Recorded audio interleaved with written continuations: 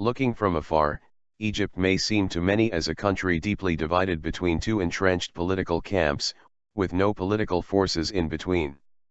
The escalating political tension and growing conflict between Egypt's strong religious and secularist political forces is indeed overwhelming. Yet, like any other country, Egypt has its own critical bloc that tries to avoid polarization, focusing on non-partisan interests, while shifting between major political camps in a search for common ground.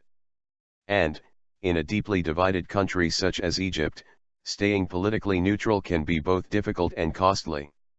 Deep polarization makes it hard for any voice to deviate from either side of the dominant political rhetoric, as critical voices become vilified by all groups.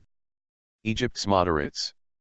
Still, Egypt's critical voices could be credited for major political shifts in the country before and since the January 2011 revolution. They were at the nucleus of the youth groups that triggered the uprising and went to the streets long before groups such as the Muslim Brotherhood, Salafi, and traditional secularist parties joined. They were the ones who first called on the Supreme Council of Armed Forces, SCAF, which seized power from longtime leader President Hosni Mubarak, to retreat from politics and hand power to a civilian government, providing moral and political cover for the protests that helped end overt military rule. They also supported Mohamed Morsi in his presidential campaign against Ahmed Shafik, who was seen as a remnant of the old regime. Their support may even have been enough to win the presidential poll for Morsi, who won with just 51% of the vote. They later became disenchanted with Morsi's rule after he failed to achieve many of the major demands of the revolution, such as the reforming of Egypt's police. Their withdrawal of support for Morsi was critical to his eventual ousting. The group revolves around youth movements such as April 6 and We Are All Khalid said, and around former Muslim Brotherhood youth leaders, who resigned from the group complaining of its rigid leadership and partisan politics. These former Brotherhood youths have rallied around Al-Tayar al-Masri, the Egyptian Current, a political party still under construction, and the Strong Egypt Party, led by former presidential candidate and Muslim Brotherhood leader, Abdelmounab Foutou. The bloc also has a leftist component, represented by the Socialist Revolutionaries, a group of young socialist activists who focus on labor rights and social justice, but distance themselves from the hardline secular attitudes taken by old socialist elites, who often found it impossible to cooperate with religious groups for ideological rather than political reasons. Disenchantment and calls for resignation. Such critical voices are also represented by several intellectuals, increasingly disenchanted with the role of the military after either tacitly or vocally supporting Morsi's overthrow. Motaz Abdel Fattah, a political science professor at Cairo University, could be seen as one such intellectual.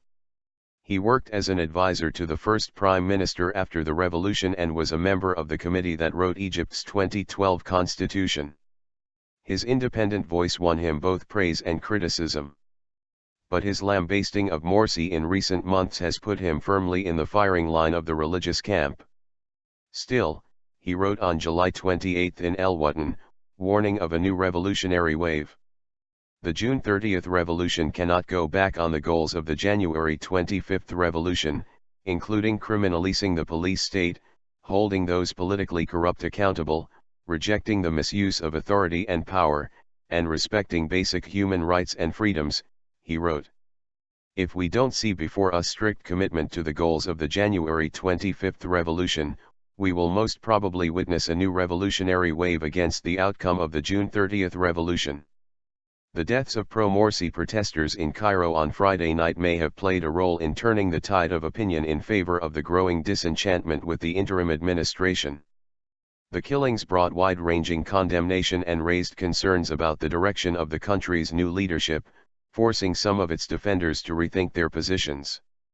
Hassan Nafi, a political science professor at Cairo University, is a former supporter of President Morsi who came out in defense of his ousting, citing Morsi's political failures. He wrote that he welcomed the call made by Abdul Fattah el-Sisi, Egypt's military chief, for people to give him a popular mandate to combat possible violence and terrorism. Yet, Nafi warned that support for military leader El-Sisi is not a mandate to kill or to break the law. The responsibility of protecting the security of the nation and citizens lies on the shoulders of the executive authority, he wrote.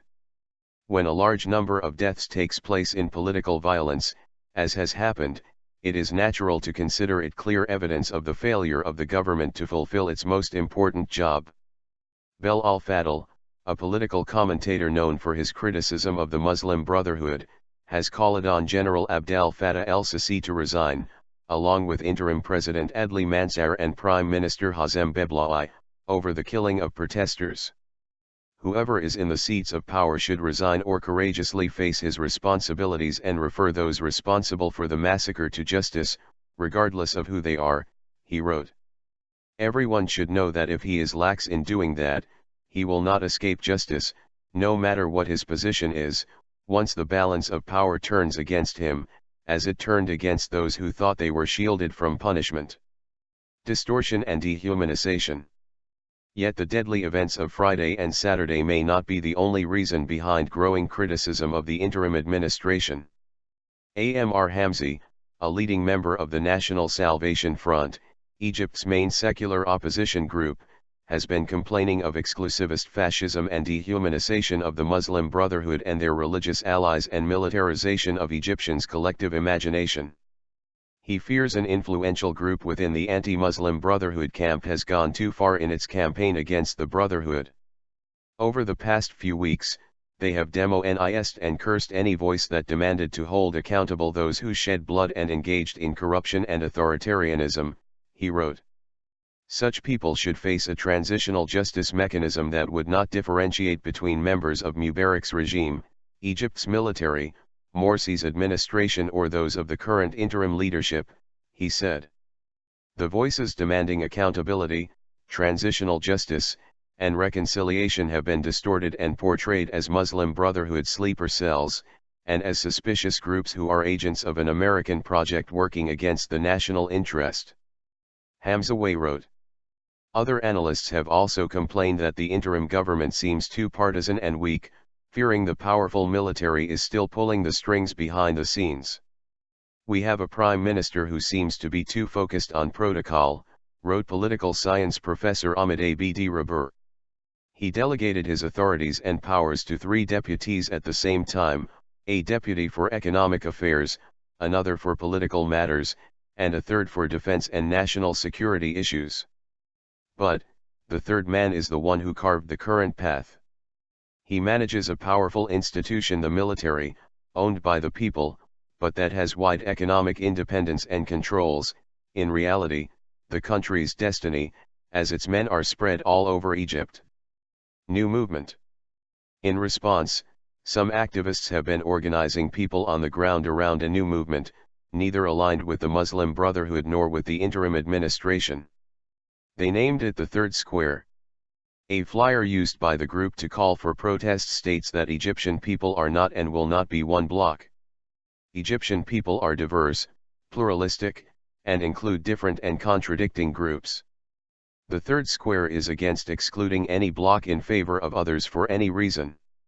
Abdel Munaim Mahmoud, a journalist and online activist who has so far attended 2 protests organized by the group, told Al Jazeera that a very few people attended. A few dozen. And they were cursed and insulted by people passing by. It reminded me of the early days of protests that led to the ousting of Mubarak, he said.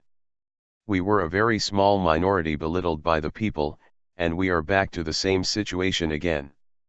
Mahmoud said the difficult political transition that Egypt has been going through, coupled with the many mistakes of those in power, including the Muslim Brotherhood, along with ongoing social polarization, has pushed many to give up on the revolution and its ideals. Many want stability, he said. They want to live without political problems, crises, or even stands. Still, Mahmoud remains cautiously optimistic for the future. Change will come, he said.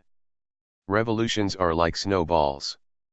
They start with a few people speaking up, when everyone else is silent and sees them as crazy.